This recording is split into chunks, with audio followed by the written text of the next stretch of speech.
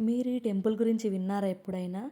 2 తెలుగు స్టేట్స్‌లో ఈ టెంపుల్ అయితే ఎక్కడా లేదు అంట. అంటే ఈ స్పెషల్ లింగం ఇది హైదరాబాద్ నుండి శంకర్పల్లి అనే మండలం నుండి 3 కిలోమీటర్స్ వెళ్తే చండిప్ప అనే విలేజ్‌లో ఉంటది ఈ టెంపుల్. మరకతమణి మహాలింగం ఇది. సో, మా వాళ్ళు తెలుసుకున్నారు. చూడ్డానికైతే ఈరోజు వెళ్ళిర్రు. ఇది చాలా పవర్‌ఫుల్ టెంపుల్ అంట. మనకు స్టార్టింగ్‌లోనే కాలభైరవుడు ఉంటాడు, ప్రతిష్ఠించారు స్టార్టింగ్‌లోనే.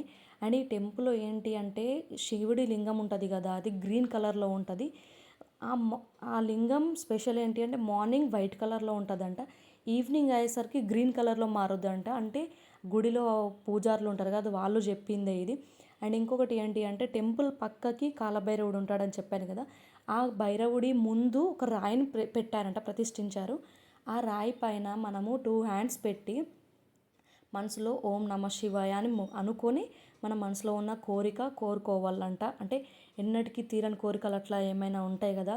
కోరుకొని మంచిగా మొక్కి కోరుకుంటే రైట్ సైడ్ తిరిగిందనుకో రాయి, అప్పుడు మన కోరిక నెరవేరుతుంది అని నానుడి ఉంటది ఇక్కడ.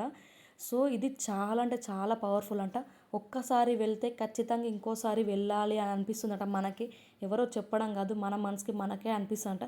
సో, మీరు కూడా ఒకసారి ట్రై చేయండి. నేను కూడా వెళ్ళడానికి ట్రై చేస్తాను.